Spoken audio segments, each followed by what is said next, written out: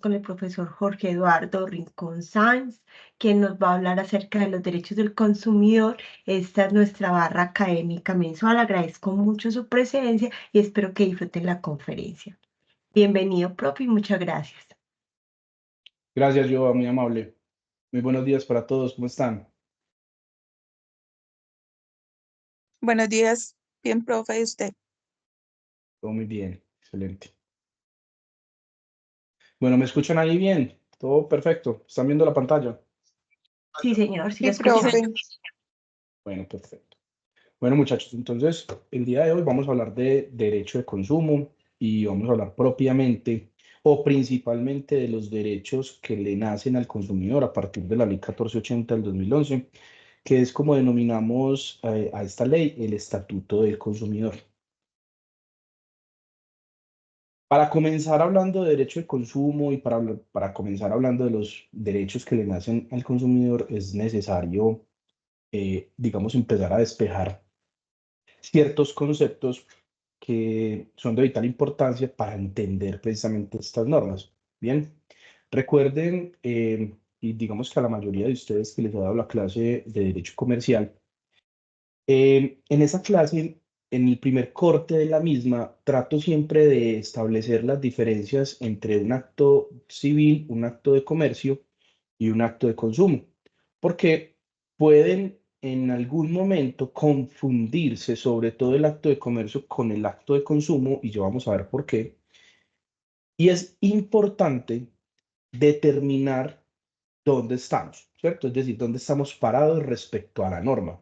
Porque evidentemente, a partir de ahí, determino qué normatividad es la que le debo aplicar a dicho acto.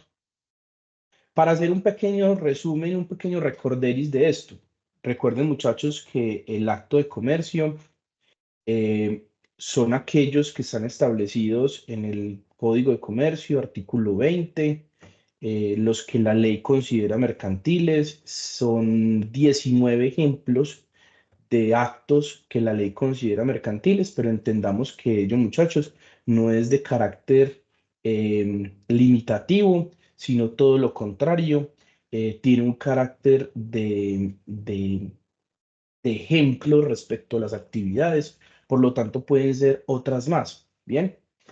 Y entendamos, muchachos, que el comerciante, entendiendo el comerciante como aquella persona natural o jurídica que desarrolle las actividades de forma profesional, es decir, con cierto grado de experticia, con una recurrencia, con un hábito de permanencia en esas actividades y hablando de las actividades, pues aquellas que la ley considera mercantiles, es decir, las que están establecidas como de forma ejemplificante en el artículo 20 del Código de Comercio. Bueno, dicho lo anterior y dejando claro dónde estaríamos respecto a un acto de comercio, eh, el artículo 23 nos trae unas exclusiones de lo que se entendería como acto de comercio.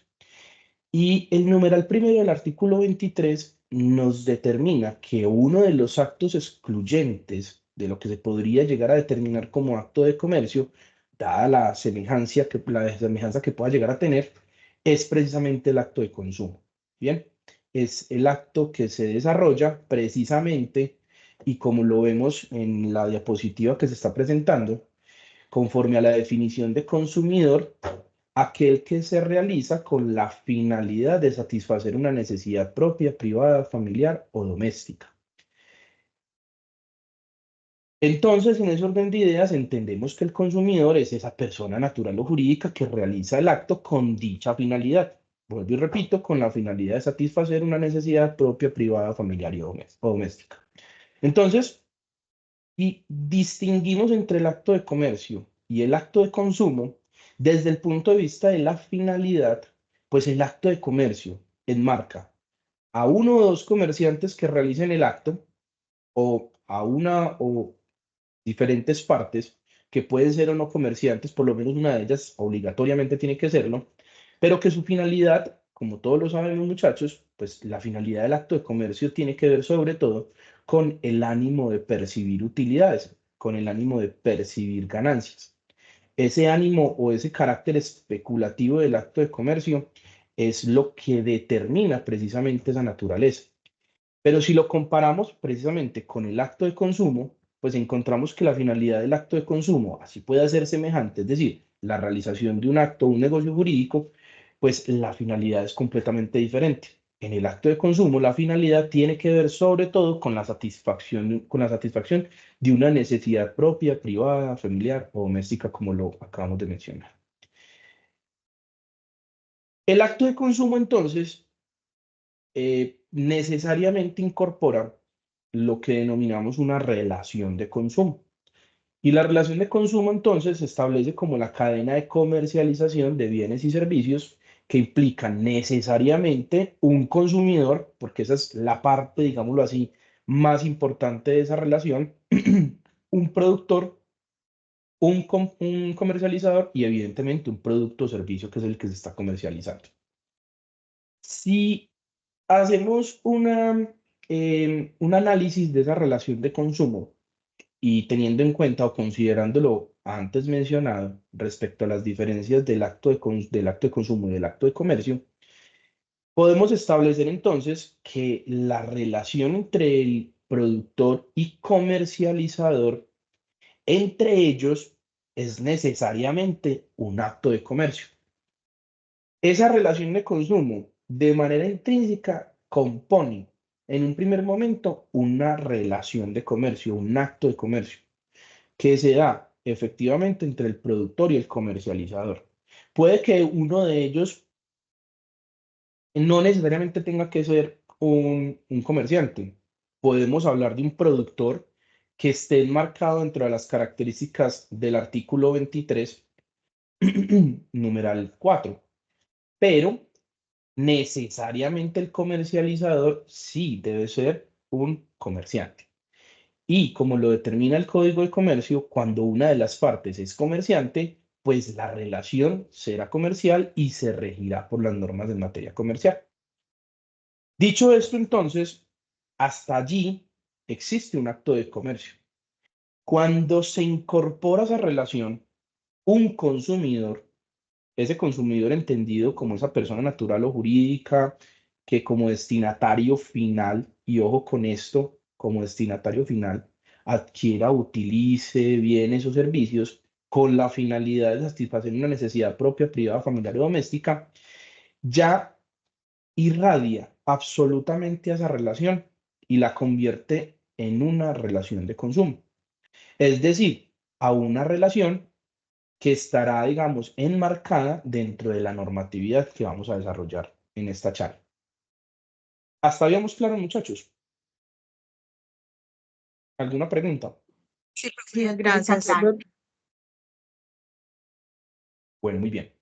Entonces, de esa relación de consumo, también es importante mencionar lo anterior, mencionar lo siguiente, y es el consumidor dentro de esa relación de consumo es entendido por nuestro legislador como la parte débil de esa relación, como la parte frágil, como la parte menos protegida, menos favorecida, donde es el consumidor quien no tiene la posibilidad de acceso respecto al contrato y respecto a las condiciones financieras para poder defenderse en un equilibrado, una equilibrada disputa frente al comercializador y frente al productor.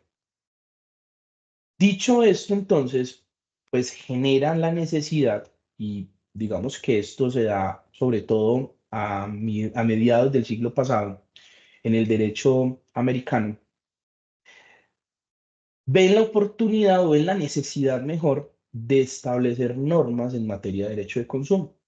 Es decir, frente a ese capitalismo o frente a ese consumismo producto del capitalismo un poco salvaje que se vive en la economía norteamericana, esas políticas intervencionistas que se dan precisamente a lo largo de todo el siglo pasado, sobre todo a principios del siglo pasado en el derecho americano, hace, o digámoslo así, prevén la necesidad o establecen la necesidad de contar también con un estatuto de consumo donde se proteja precisamente esa parte débil. Y de ahí también nace en nuestra Constitución el principio constitucional establecido en ella y nace precisamente la necesidad de contar con una normatividad en nuestro ordenamiento jurídico propio en materia de derecho de consumo. Me voy a retroceder un poco y voy a ir nuevamente al glosario. Entonces, ya sabemos quién es un consumidor, ya sabemos qué es una relación de consumo y vamos a determinar quién es productor. Productor es quien de manera habitual, directa o indirectamente diseñe, produzca, fabrique, ensamble o importe productos. Y comercializador, como la otra parte de la relación de consumo, es quien de manera habitual, directa o indirectamente ofrezca, suministre, distribuye o comercialice productos con o sin ánimo de lucro. Teniendo claro entonces lo anterior, ahora sí me remito a lo que les estaba mencionando ahorita respecto al principio constitucional que rige en nuestra constitución política, establecido en el artículo 78 de nuestra constitución, donde se determina precisamente la necesidad de contar con un sistema o con un estatuto o con un marco normativo respecto al consumo. Entendiendo, como les decía anteriormente, en el consumidor como la parte débil, como la parte menos favorecida, necesita de un marco normativo que lo proteja respecto a los productores y a los comercializadores. Entonces, ese artículo 78, digamos que lo podemos dividir en tres partes, pero marca sobre todo cuatro pilares fundamentales en los que se va a fundamentar o en los que se van a basar la ley 1480 del 2011, que la denominada pues Estatuto del Consumidor, y que precisamente lo que busca es establecer esos mecanismos para la protección de los derechos y precisamente para equilibrar esa relación de consumo entre el productor, comercializador y el consumidor final. Entonces, miren que el artículo 78 nos determina lo siguiente. La ley regulará el control de calidad de bienes y servicios ofrecidos y prestados a la comunidad, así como la información que debe suministrarse al público en su comercialización. Hasta ahí, y se encuentran subrayados en la diapositiva, encontramos dos pilares de los cuatro que les mencionaba. Calidad e información. El otro pilar fundamental de toda esta normatividad en materia de consumo es la solidaridad que existe entre productores y comercializadores. La solidaridad la vamos a encontrar, muchachos, sobre todo en todas aquellas reclamaciones o derecho a reclamar por parte del consumidor en las diferentes formas que establezca el Estatuto del Consumidor. Miren lo que dice la norma: serán responsables, de acuerdo con la ley, quienes en la producción y la comercialización de bienes y servicios atenten contra la salud, la seguridad y el adecuado provisionamiento a consumidores y a usuarios. Y en ese párrafo podemos observar, uno, ese principio también fundamental, ese pilar fundamental en el que se fundamenta el Estatuto del Consumidor, que es la solidaridad, pero también podemos observar otro, que es la seguridad. Entonces, esos cuatro pilares que fundamentan el Estatuto del Consumidor, que ya vamos a ver cómo se desarrollan a partir de ello, serían la calidad, la información, la solidaridad y la seguridad. Y el último inciso del artículo 78 nos marca es sobre todo la participación que tienen los consumidores de organizarse, de asociarse, precisamente para hacer valer sus derechos y para estructurar políticas respecto a ellos como consumidores, o a nosotros como consumidores, porque todos terminamos siendo consumidores. Ya entonces vamos a remontarnos al Estatuto del Consumidor, a la Ley 1480, y nos vamos entonces al artículo primero del Estatuto. Y miren entonces que en estos principios generales que nos plantean en el artículo primero del Estatuto del Consumidor, nos establecen unos ya principios, y esos principios precisamente se dejan observar o se determinan a partir de esos pilares que les hablaba anteriormente. Entonces, El primer principio general es la protección de los consumidores frente a los riesgos para su salud o seguridad. Miren que ya encontramos el pilar de la seguridad. 2, el acceso a los consumidores a una información adecuada. Entonces, miren que ya encontramos el pilar de la información. 3, la educación, que está establecido en el inciso tercero del artículo 78 de la Constitución Política Nacional. Y 4, la libertad de constituir organizaciones, es decir, la asociación que puede llegar a tener los consumidores. Y 5, la protección especial a los niños, niñas y adolescentes en calidad de consumidores. En ese orden de ideas, el artículo 2 nos marca un objeto de la ley 1480. Entonces, en términos generales, la ley 1480, el Estatuto del Consumidor, regula 3 aspectos fundamentales. 1, los derechos y las obligaciones que surjan a partir de una relación de consumo y la responsabilidad, vuelvo y repito, conforme al principio constitucional, solidariamente entre los productores y proveedores, tanto de forma sustancial como de forma procedimental. Y esto frente al consumidor. ¿Por qué? Porque evidentemente estamos en una relación de consumo, como lo mencionamos anteriormente.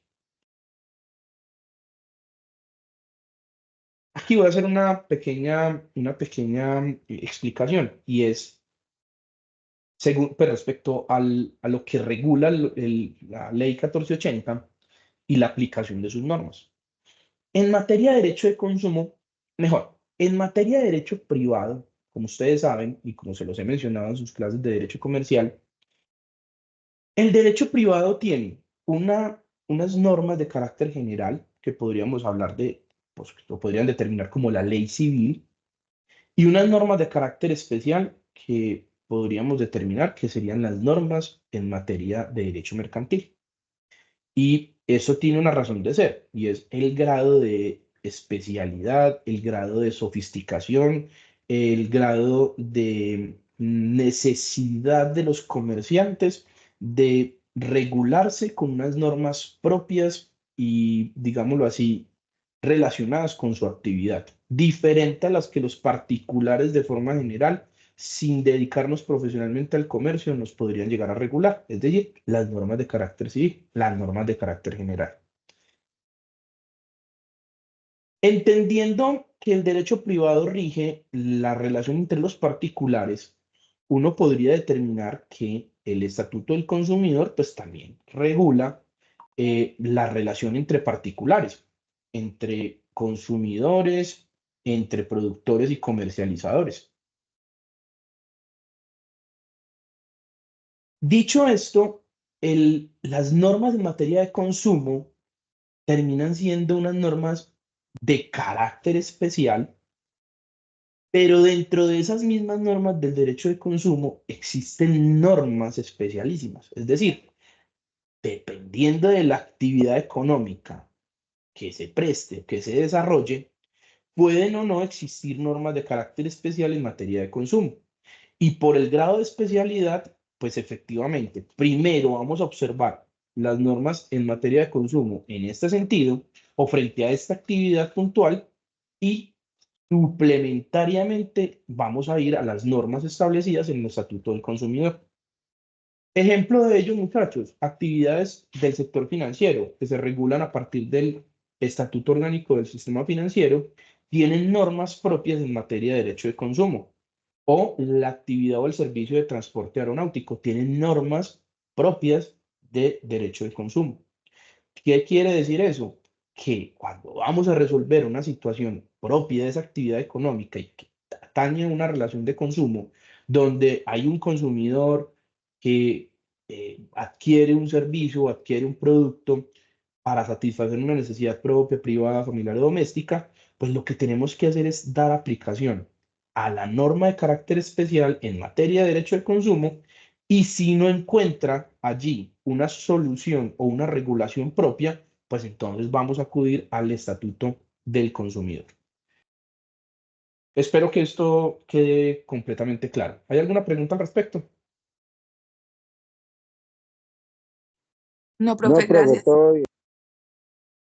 Bueno, muy bien.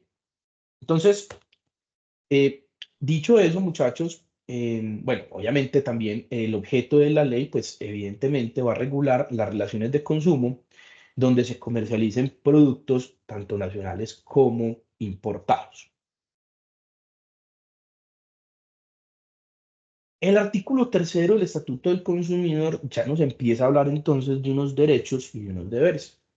Y en términos generales uno podría decir que el Estatuto del Consumidor es precisamente hablar de derechos. Pues, es decir, es una reducción, pero es una reducción muy lógica. ¿Por qué? Porque ustedes lo pueden comparar en la diapositiva que estamos mostrando. Son 12 derechos establecidos en el artículo 3 y son 3 deberes establecidos en el artículo 3. Desde el punto de vista del consumidor, ¿bien? Desde el punto de vista del consumidor. Son 12 derechos que le nacen al consumidor y son 3 deberes que le nacen al consumidor. Dentro de esos derechos, muchachos, está entonces, y miren que ya se empieza a desarrollar precisamente esos pilares que están fundamentados en el fundamento constitucional del artículo 78 de la Constitución, y nos dice recibir productos de calidad, a la seguridad e indemnidad de los productos o servicios que adquiera, a recibir información, a recibir protección contra la publicidad engañosa, a reclamar, a la protección contractual, a elegir, a la participación, a la representación, a informar, a educarse y a la igualdad. Pero miren los deberes, 3 deberes básicos: informarse respecto de la calidad de los productos, así como de las instrucciones que suministre el productor o proveedor, obrar de buena fe frente a los productores y proveedores y frente a las autoridades públicas, y cumplir con las normas sobre reciclaje y disposición de desechos de bienes por parte del consumidor. Entonces, a partir del artículo tercero, se podría llegar a concluir que el Estatuto del Consumidor es completamente garantista respecto al consumidor. ¿Por qué? Porque precisamente lo que busca esta norma, esta ley, es, con esta cantidad de derechos que le otorga al consumidor, equilibrar esa relación de consumo frente al comercializador y frente al productor. Lo que busca estos derechos es precisamente dar ese equilibrio en la relación de consumo, entendiendo, vuelvo y repito, muchachos, que el consumidor es la parte débil de esa relación. Pero estos deberes, así sean pocos, muchachos, son determinantes al momento de la ejecución o de la operación, sobre todo de las reclamaciones que vamos a ver más adelante. Miren, importante, 2 de ellas, o por lo menos los dos primeros deberes que se muestran en la diapositiva: informarse respecto a la calidad de los productos y al funcionamiento de estos, y el obrar de buena fe. ¿Listo? Entonces, tenemos una serie de derechos, una cantidad de derechos importantes y un número de deberes, digámoslo así, un poco más reducidos, pero que en últimas lo que busca es brindar y garantizar los derechos del consumidor, equilibrar esa relación de consumo del consumidor frente al productor y comercializador, pero evidentemente también nos coloca en una situación como consumidores de actuar de buena fe, de informarnos y de conocer el funcionamiento y la prestación de los servicios por parte de los comercializadores y los productores. Hablando entonces, desde el punto de vista del carácter de las normas, es lo que vamos a mencionar es muy importante. Primero, eh, y las normas en materia de derecho de consumo regulan a los particulares en ese acto de consumo, entendido ese acto de consumo, el realizado por un consumidor para satisfacer una necesidad propia, privada, familiar o doméstico, como destinatario final, frente a un productor y un comercializador. Sabemos, muchachos, que en materia de derecho privado existen 3 tipos de normas. 3 tipos de normas que marcan precisamente el principio general del derecho privado o de los particulares, que conocemos como autonomía de la voluntad. Y entendiendo la autonomía de la voluntad como la posibilidad o la potestad o la prerrogativa que tenemos los particulares de crear normas jurídicas vinculantes entre nosotros los particulares. Y esto se da a través precisamente de los contratos, del negocio jurídico. Entonces, en ese orden de ideas, entendemos que existen unas normas de carácter imperativo, de orden público, de obligatorio cumplimiento, donde las partes, la autonomía de la voluntad queda resumida única y exclusivamente al cumplimiento de la norma establecida en la ley. Existen normas de carácter dispositivo y existen normas de carácter supletivo. Ojo, esto dentro del universo del derecho privado. Lo que nos está diciendo el artículo 4 del Estatuto del Consumidor es que las normas en materia de derecho de consumo son normas de carácter imperativo, son normas de obligatorio cumplimiento, son normas donde su observancia es completamente obligatoria, son normas en últimas de orden público.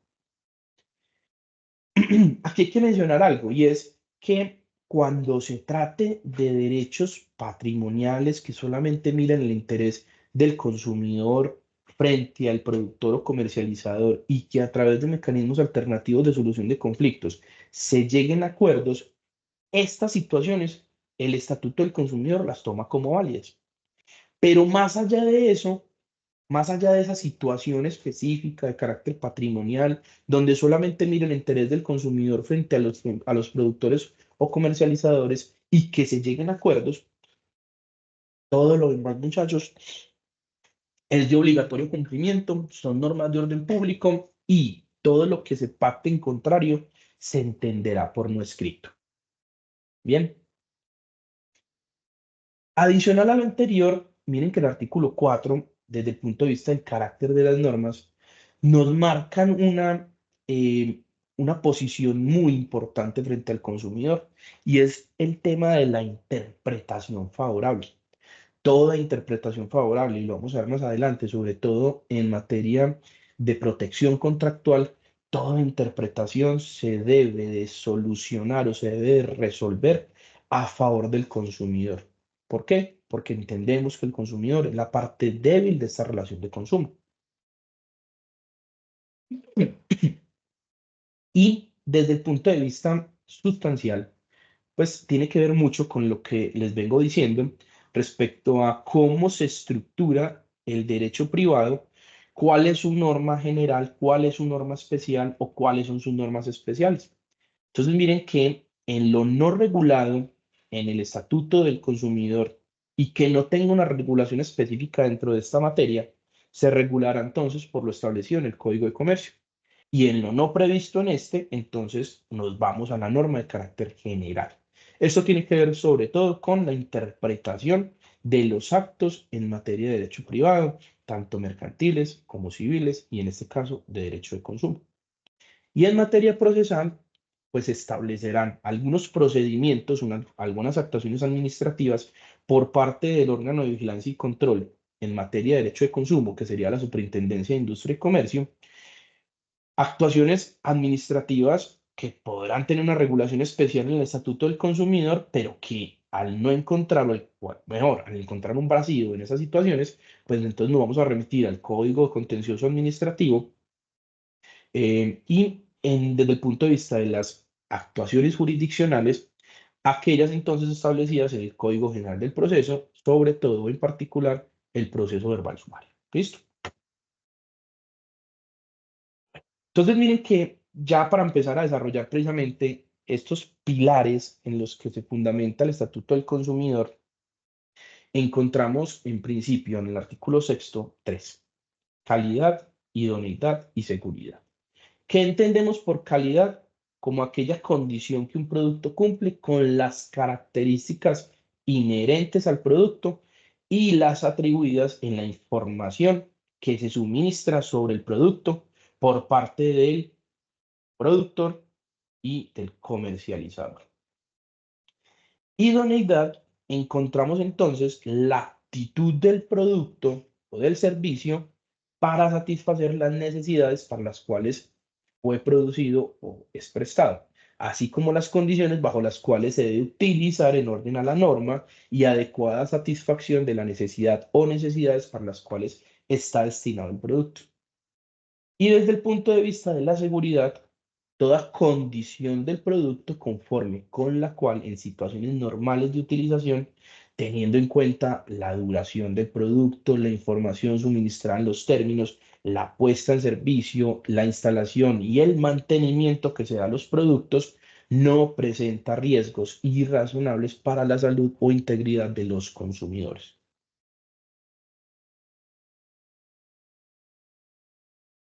El artículo sexto, entonces, nos define precisamente dos de estos tres pilares, o estos cuatro pilares que pegan, muchachos, que nos establece el principio constitucional establecido en el artículo 78.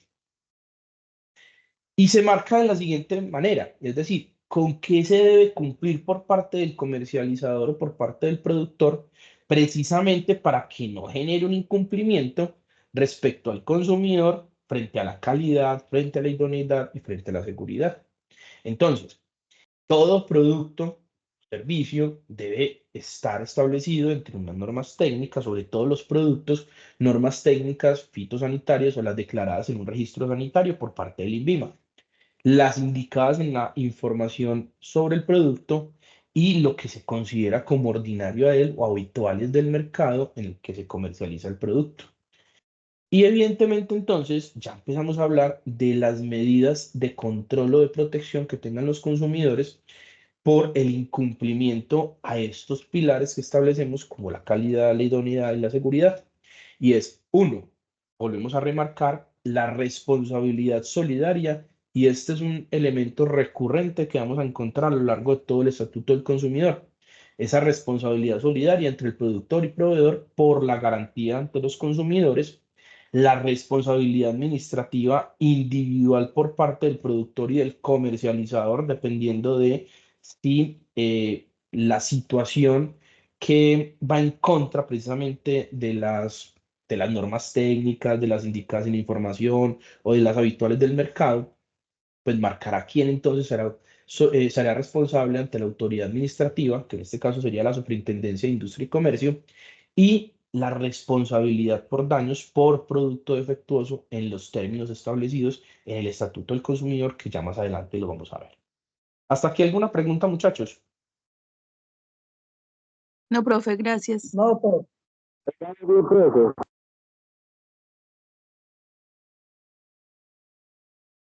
Bueno, muy bien. Entonces, continuemos.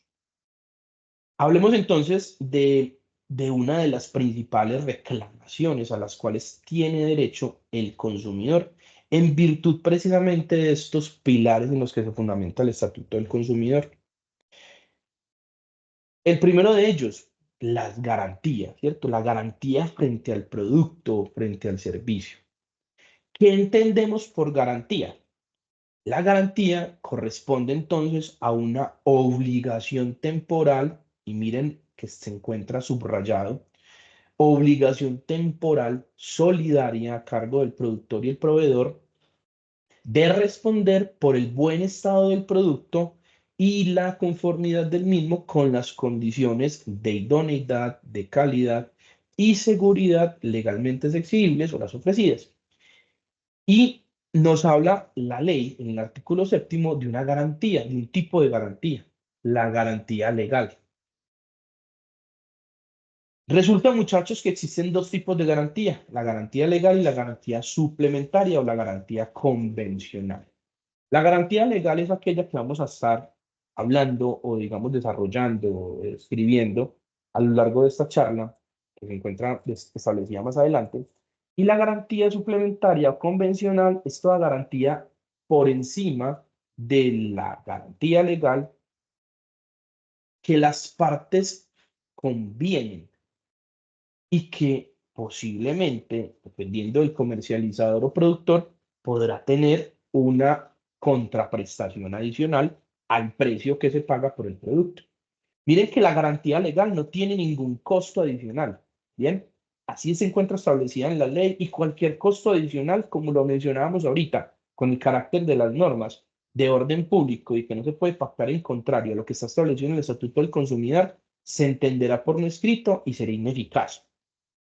Pero la garantía suplementaria sí es viable y es posible por parte del productor o comercializador cobrar una contraprestación adicional al precio. Pero lo importante de la garantía es que, muchachos, uno, La garantía es un derecho que tiene el consumidor, efectivamente, un derecho a reclamar.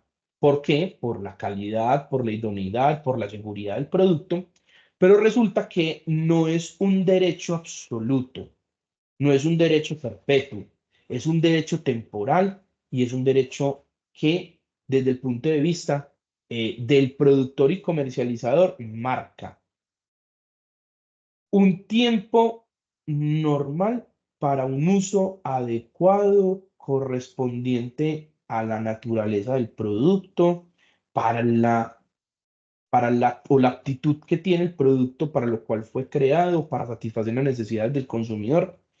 Pero más allá de eso, el comercializador o productor no estaría obligado a responder. ¿Está claro? Entonces, por eso hablamos de una obligación temporal. No es una obligación absoluta, no es una obligación perpetua por parte de los comercializadores y los productores respecto al consumidor, porque dependerá también, como les mencionaba anteriormente, el uso que ese consumidor le dé al producto, el desgaste normal por el paso del tiempo, el uso diario o el uso en un periodo de tiempo determinado. Entonces, evidentemente, pues no podría estar en este caso amarrado, y me disculpan la expresión, el productor o comercializador al consumidor durante la existencia del producto.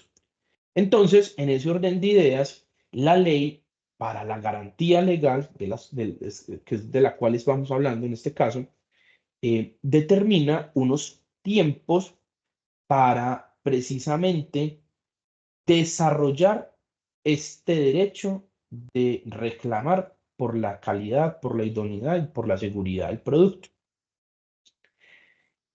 El artículo 8 nos dice, el término de la garantía es el que está dispuesto en la ley, pero cuando no se determine en la ley, en situaciones específicas o en norma especial, respecto a una actividad, una actividad económica de carácter especial, como lo mencionaba, se entenderá entonces que todo producto nuevo tiene garantía legal de un año. Pero aquí entonces tenemos que diferenciar si estamos frente a un bien mueble, que es precisamente la diapositiva siguiente, o si estamos frente a un bien inmueble. Si estamos frente a un bien mueble nuevo, la garantía entonces será de un año contado a partir de que el consumidor reciba el producto.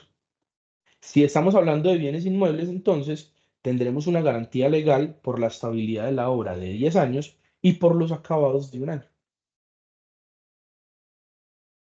Cuando son productos perecederos, pues evidentemente la fecha de expiración de estos productos pues será el término de garantía para que el consumidor le reclame a los productores o comercializadores.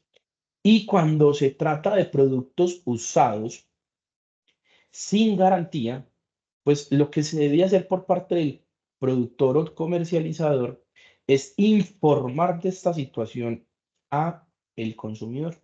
Si no se informa, entonces, lo que te determina la ley o lo que determina el Estatuto del Consumidor es que ese producto tendrá una garantía de 3 meses, contados a partir de que el consumidor reciba el bien, reciba el producto.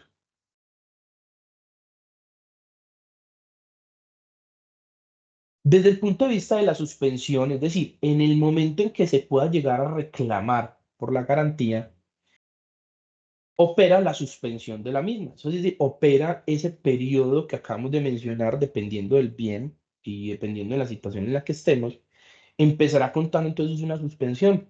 Esa suspensión se contará entonces desde el día en que el consumidor deje de, o esté, digámoslo así, em, pues deje de utilizar precisamente el producto y esté en manos del comercializador o productor, precisamente activando todo el protocolo que se encuentra regulado para hacer valer el derecho a la garantía, en la cual, en resumidas cuentas, el productor o comercializador deberán entonces reparar el bien. Si reparan el bien, pues evidentemente se lo van a entregar al productor. El productor lo utilizará nuevamente. A partir de ese momento en que el productor esté nuevamente con el producto, empezará nuevamente a correr el término de garantía, una vez suspendido, como lo acabamos de mencionar, Y allí, si vuelve a presentar fallas desde el punto de vista de la calidad o de la idoneidad o de la seguridad del producto, entonces el productor o comercializador estará obligado entonces a entregar un producto nuevo o a devolver el dinero al consumidor. Entonces, si se entrega un producto nuevo, volverá a contar el término de garantía en los términos establecidos anteriormente. Es decir, si es un producto mueble nuevo, empezará a contar un año nuevamente. Y si se devuelve el dinero, pues evidentemente se está resolviendo el contrato como tal. Pero, como, digámoslo así, todo derecho tiene su contrapeso. En este caso, encontramos en el artículo 16 unas causales de exoneración precisamente de la responsabilidad frente a la garantía por parte de de los productores y de los comercializadores. Aquí es donde esta situación que nos planteaba los principios y los derechos y los deberes, qué pena, los derechos y los deberes en la diapositiva que se mostraba anteriormente. Aquí es donde efectivamente esos principios se van a materializar y dependerá ustedes, próximos abogados, si están frente o defendiendo a un consumidor o defendiendo a un comercializador o un productor. Efectivamente, desde el punto de vista de los derechos, pues ya vimos que son 12 derechos que tiene el consumidor y que se van precisamente a materializar, a ejecutar conforme a la calidad, la idoneidad, la seguridad, la información, al derecho a reclamar. Pero no podemos desconocer esos deberes. Y créanme que desde el punto de vista de los productores y los comercializadores, esos dos deberes que están establecidos, o, pues, de los tres deberes, los dos que mencionábamos como principales, para efectos, pues, desde el punto de vista práctico, el estar informado, el conocer cómo funciona el producto y el actuar de buena fe son fundamentales en una exoneración de la responsabilidad por garantía. Miren, precisamente, muchachos, que desde el punto de vista de las exoneraciones de la responsabilidad, pues encontramos una que es, digámoslo así, es básica o digamos que es recurrente desde el punto de vista de la responsabilidad, que sería la fuerza mayor o caso fortuito. En este caso también estaríamos hablando del hecho de un tercero, por lo tanto, evidentemente el productor o el comercializador, pues es ajeno a el defecto del producto en su calidad o en su idoneidad o en la seguridad que pueda generar este. En el uso, y miren aquí entonces cómo atamos esta causal de exoneración con el deber que está establecido frente a los consumidores, el uso indebido del bien por parte del consumidor y cuando el consumidor no atendió las instrucciones de instalación, uso o mantenimiento indicadas en el manual de procedimiento y en la garantía. Entonces miren que cuando, y todos nosotros somos consumidores, lo importante de conocer el funcionamiento, la instalación, el mantenimiento y la operación de las garantías respecto a los productos que adquirimos. Hay que entender algo aquí y es que el consumidor hace las veces de un niño pequeño que prácticamente el Estado a través de estas normas lo guía, lo lleva, lo educa, lo forma para que sea un consumidor consciente, para que sea un consumidor responsable al momento de adquirir bienes y servicios. Precisamente eso es lo que quiere buscar. Entonces, pues evidentemente no será responsabilidad del productor o comercializador frente a estas causales de exoneración, sobre todo las dos últimas. El uso indebido por parte del consumidor y cuando el consumidor no atiende las instrucciones de instalación, uso o mantenimiento. Por eso, muchachos, desde la expedición de este Estatuto del Consumidor, en todos los productos, por pequeño que sea, tiene que estar establecido precisamente todas estas situaciones. Cómo debe manejarse, cómo debe manipularse, cómo debe consumirse, cómo es el uso, cómo es el mantenimiento, cómo es la instalación, cómo se debe manipular, qué se debe hacer, qué no se debe hacer. Todo eso lo tiene que brindar el productor, el comercializador, y con esa situación prácticamente se está exonerando de una responsabilidad en materia de garantía. Ojo, siempre que alegue una exoneración, en el caso de las garantías, tiene que establecer el nexo causal entre la exoneración y el defecto del bien. Tiene que establecer ese nexo causal entre la exoneración y el defecto del bien. ¿Hasta ahí vamos claros? ¿Alguna pregunta? Todo claro, profe, gracias. Sí, profe, muy claro. Ok. Todo Entonces, desde el punto de vista de las garantías, muchachos, pues la garantía le apunta a qué pilar. Desde el punto de vista del artículo del principio constitucional, le apunta a la calidad y a la idoneidad del producto. Bien. Si lo vemos desde el punto de vista de la reclamación por o la responsabilidad por daño por producto defectuoso, pues evidentemente, muchachos, aquí lo que vamos a ver es que esta reclamación le apunta a proteger o a garantizar la seguridad de los productos o servicios que se comercializan en el mercado.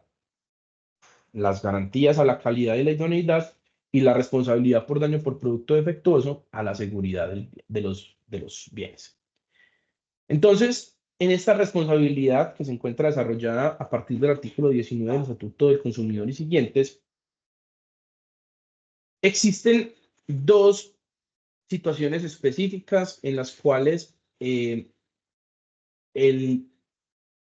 productor o comercializador se encuentra obligado, y es al deber de información y a la solidaridad respecto a los daños que cause el producto que presenta un defecto y al daño que produce ese producto precisamente por ese defecto. ¿Qué entendemos por daño en este caso? Muerte o lesiones corporales y los producidos por una cosa diferente al producto defectuoso, pero causados por el producto defectuoso. En este caso, muchachos, es fundamental establecer esa línea de responsabilidad entre el defecto del bien, el daño que produce y el nexo causal entre el defecto y el daño. Desde el punto de vista de la reclamación por daño por producto defectuoso, el consumidor que se encuentra afectado debe demostrar esto que acabo de mencionar. Pero, vuelvo y repito, como lo decía anteriormente, existe la posibilidad de reclamar, existe el derecho a reclamar por el daño por producto defectuoso en virtud de ese pilar de seguridad que nos marca el principio constitucional y los principios generales del Estatuto del Consumidor, pero también existen unas causales exonerativas que se fundamentan sobre todo, y vuelvo y repito, en los deberes al consumidor. Fuerza mayor o caso fortuito, eximenta de la responsabilidad. Cuando concurran por responsabilidad, cuando ocurra por responsabilidad del afectado, el hecho de un tercero, cuando no haya puesto el producto en circulación, el defecto sea consecuencia directa de la elaboración o rotulación o empaquetamiento del producto, y cuando al momento de la puesta en circulación del producto no se conocían, no se contaban con los conocimientos científicos o técnicos para determinar precisamente la existencia del defecto en el bien. Pero miren precisamente que desde el punto de vista de las causales exonerativas, el productor o el comercializador se encuentra en una baraja de posibilidades que tendrá que demostrar evidentemente dentro del proceso para desvirtuar precisamente ese nexo causal entre el defecto del bien y el daño que está queriendo demostrar el productor, el consumidor que pega. Desde el punto de vista de la información, es el otro pilar. Encontramos entonces que desde el punto de vista del Estatuto del Consumidor, la información debe ser. Y ojo, no es que cumpla con una, con otra, pero no cumpla con las demás. No, tiene que cumplir siempre con todas esas características desde el punto de vista de la información. Tiene que ser clara, veraz, suficiente, oportuna, verificable, comprensible, precisa e idónea sobre los productos que se ofrezcan.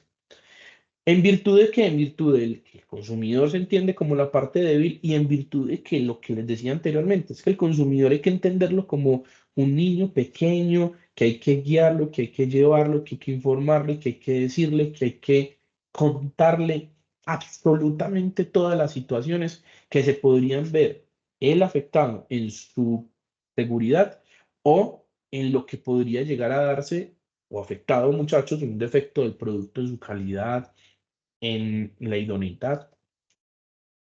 Entonces, en ese orden de ideas, la información que debe presentar el productor, y aquí hay que distinguir una y otra, el productor debe presentar las instrucciones para el correcto uso o consumo, la cantidad, peso, volumen, la fecha de vencimiento cuando se encuentran o cuando se trata de productos perecederos y las especificaciones propias del bien o el servicio prestado. Y por parte del proveedor, todo lo concerniente a las garantías que le asiste al consumidor o al usuario, sea garantía legal y garantía suplementaria, y desde el punto de vista de la información del precio. Y frente al tema del precio es muy importante mencionar varias situaciones. Una, desde el punto de vista del Estatuto del Consumidor, la información pública de precios es completamente obligatoria, obliga al productor, obliga al comercializador frente al consumidor.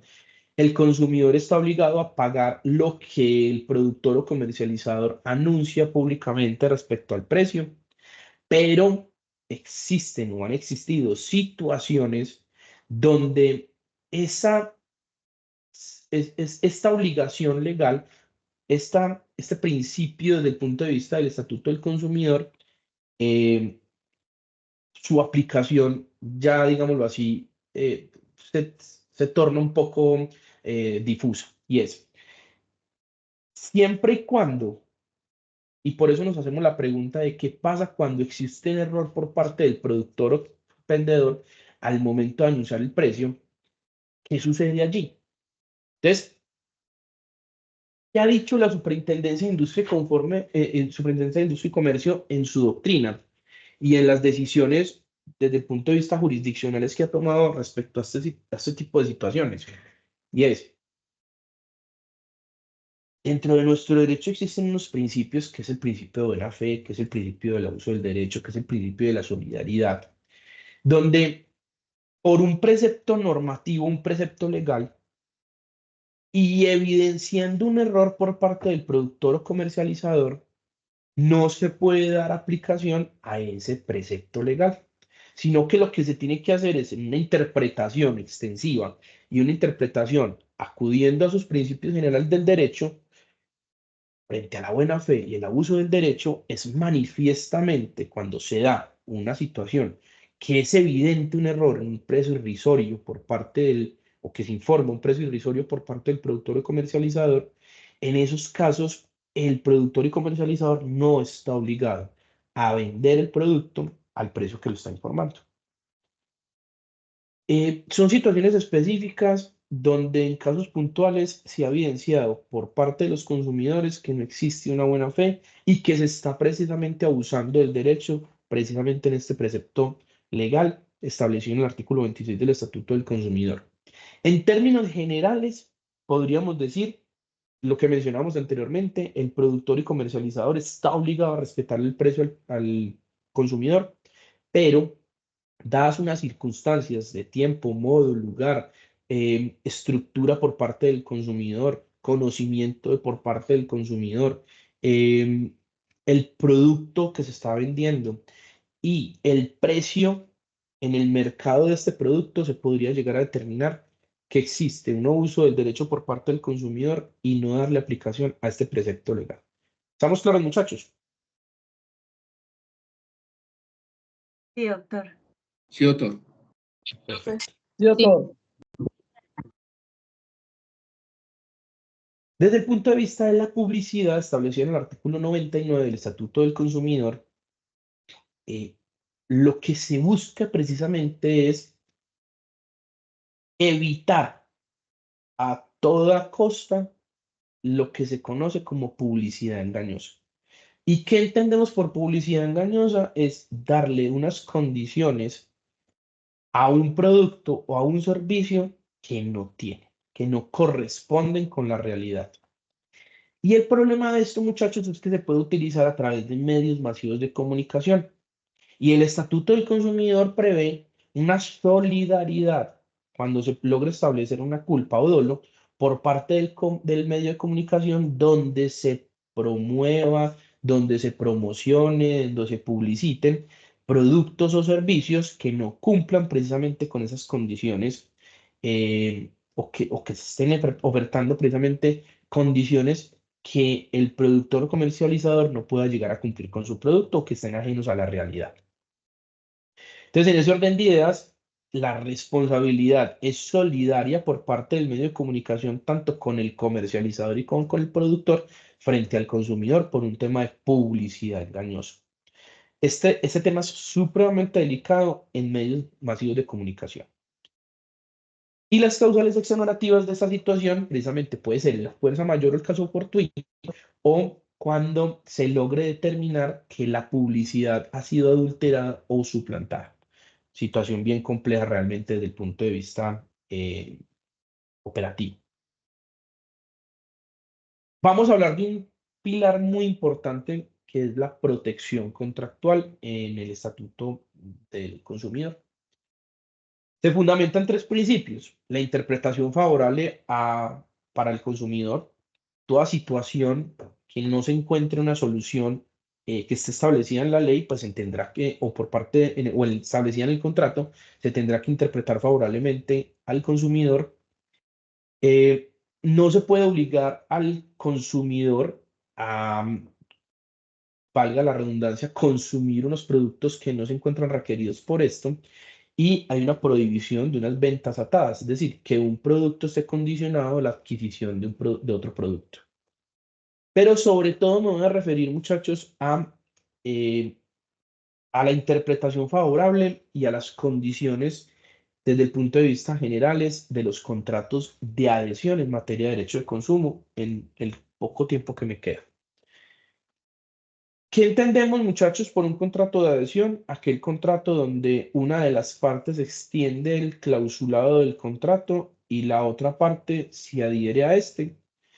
Y es evidente que en la relación de consumo esto es lo que efectivamente se da. Es el productor o comercializador el que extiende el clausulado del contrato, las condiciones o términos del contrato, y es el consumidor el que se daría de este, sin posibilidad de negociar lo anterior. Uno. Y desde el punto de vista de los contratos de adhesión, hay un tema fundamental que cobra muchísima importancia, que es lo que conocemos como las cláusulas abusivas. En un contrato podemos encontrar dos tipos de cláusulas desde este punto de vista: unas cláusulas abusivas y unas cláusulas ambiguas. Las cláusulas ambiguas son aquellas cláusulas que presentan diferentes interpretaciones a una misma cláusula. Pero la cláusula abusiva es aquella cláusula que presenta o que genera mejor una desproporción en las prestaciones de una de las partes. Como es el comercializador, el productor, el que extiende el contrato, los términos y condiciones, y como es el consumidor el que se adhiere a este, pues evidentemente podemos estar dentro de unos términos y condiciones o dentro de un contrato que establece unas prerrogativas al productor o comercializador que genere precisamente una desproporción en esas prestaciones en el contrato en menoscabo de los intereses del consumidor. Entonces, ¿qué es lo que plantea el Estatuto del Consumidor? Desde el punto de vista de las condiciones generales del negocio, el productor y comercializador tendrá la obligación de informar de forma suficiente, anticipada y expresa al consumidor que se adhiera a la relación de las condiciones generales del contrato. Las cláusulas deben ser concretas, claras y completas. Deben ser legibles, no pueden incluir espacios en blanco, y queda estrictamente prohibido cualquier cláusula que permita al productor o comercializador a modificar unilateralmente las condiciones establecidas en el contrato. En el desarrollo de esto, como les mencionaba anteriormente, el tema más álgido, más importante desde el punto de vista de la protección contractual puede ser, y desde el punto de vista de los contratos de adhesión en materia de derecho de consumo, puede ser las cláusulas abusivas. Entonces, encontramos una serie de cláusulas en el artículo 43 del Estatuto del Consumidor que se entiende cláusulas abusivas e ineficaces de pleno derecho. Es decir, cualquier cláusula que esté pactada en esos términos de forma irrevocable, de forma en el mismo acto en el que se celebre, esa cláusula es ineficaz y no presta ningún efecto jurídico.